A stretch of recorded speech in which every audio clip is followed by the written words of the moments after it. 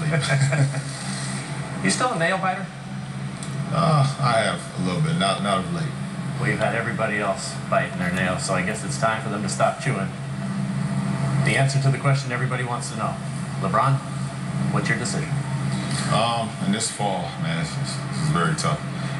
In this fall, I'm going to take my talents to South Beach and join the Miami Heat. Miami Heat. That was the conclusion you woke up with this morning. That was the conclusion I woke up with this morning. Why? Like I said before, I feel like it's going to give me the best opportunity to win and to win for multiple years. And not only just to win in the regular season or just to win 5 games in a row or 3 games in a row. I want to be able to win championships, and I feel like I can compete down there. Was it always in your plan to go and play with Dwayne Wade and Chris Bosh? Well, I mean, I'm looking forward to it. To say it was always in my plans, I can't say it was always in my plans because I never thought it was possible.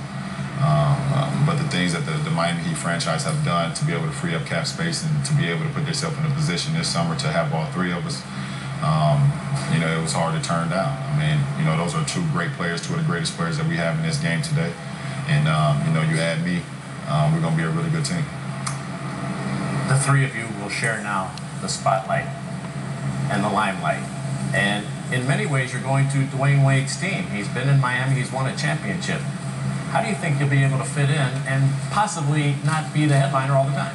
Well, for me, it's not about sharing. It's about everybody having their own spotlight and then just doing what's best for the team. At this point, D. Wade he's the unselfish guy here. To be able to have Chris Bosh and then LeBron James to welcome us to his team, it's not about an individual here. Because if that was the case, D. Wade wouldn't have asked us to join him, or we wouldn't have asked him if it was okay to come down there. It's not about individuals. It's about a team, and that's what this game is about. How do you explain this to the people in Cleveland? I mean, it's heartfelt for me. It's hard to explain, but at the same time, my heart in the 7 years that I've gave to that franchise, to that city, was everything. I mean, those 20,000 plus fans that came out every night we played, and they seen me grow from an 18-year-old kid to a 25-year-old man, and I never wanted to leave Cleveland, and my heart will always be around that area, but I also feel like this is the greatest challenge for me, is to move on. What was the major reason for leaving the Cavaliers? Well, I don't even see it as it's not like leaving Cleveland is the whole logistic of it. It's about joining forces with the other 2 guys that I feel like I respect their game the most, and I feel like we have a great chance of winning and winning for multiple years. Like I said before, this is a very emotional time for me. I know it's emotional for the fans and also for the area. And if it was the perfect world, I would have loved to stay. Because I've done so many great things for that team. They've done so many great things for me. But I feel like it's time to change. What do you think will be the fans' reaction back there, and will you still live in Akron? I'm not sure. They can have mixed emotions, of course. There's going to be a lot of emotions not understanding why. And then you're going to have the real friends that love me for who I am. But for me, being from Akron, Ohio, and loving Akron, Ohio, it's always home for me. I'm going to still live there. I'm going to always be home. And Akron, Ohio was always home to me in that area. Eric Spoelstra's the coach. Dwayne Wade, Chris Bosh said that he will be the coach. Have you been told that he will be your coach, or has Pat Riley in your meetings indicated that he might come back to the bench? No, Eric Spoelstra will be the coach, and that's what Pat said that, and Eric is a great young coach. He has a great mentor in Pat. I mean, if you need something to bounce off, he has a great person to go to because Pat has been through everything. He's been from the highest level to the lowest level, so he knows everything about it. But I respect Eric. And I respect, the coaching staff. I respect Coach Spoelstra and everything that he's going to do and try to put us in the right position to win it all. Ever want to go through this again? This is tough. It's very tough because you feel like you let a lot of people down.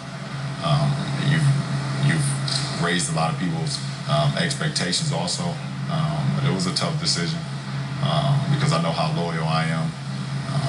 And one thing my mother told me when I was going through this process, and what ultimately helped me make my decision, is You have to do what's best for you and what's going to make you happy at the end of the day, because no one can live with the consequences or anything that comes with your decision besides you.